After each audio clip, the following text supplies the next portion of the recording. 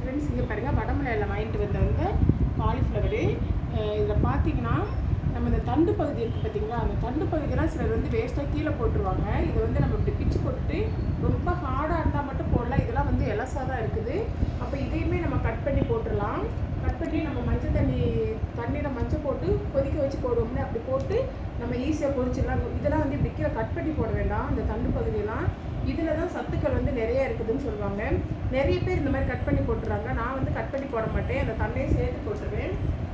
அதே மாதிரி இதில் இருக்குது பார்த்தீங்களா கீரை, இந்த பிச்சு போட்டிங்க பார்த்தீங்களா, இந்த கீரையுமே வந்து நிறையா இருந்தால் இதையுமே வந்து நம்ம பொரியல் பண்ணி சாப்பிடலாம். நல்லா வெங்காயம், பூண்டு, சீரகம்லாம் தட்டி போட்டு பச்சை மிளகாய் போட்டு முட்டை போட்டு பொரித்து சாப்பிட்லாம். ஆனால் எனக்கு வந்து கீரை வந்து அவ்வளோவா இல்லை, அதனால வந்து நான் வேஸ்ட்டாக கீரை போட்டுடுறேன். ஏன்னா பொரிக்கிற அளவுக்கு கீரை இல்லை.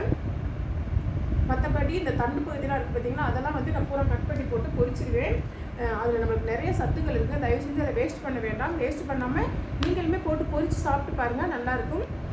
இந்த வீடியோ பிடிச்சிருந்தது அப்படின்னா லைக் பண்ணுங்கள், ஷேர் பண்ணுங்கள், கமெண்ட் பண்ணுங்கள், மறக்காமல் சப்ஸ்கிரைப் பண்ணுங்கள். ஓகே.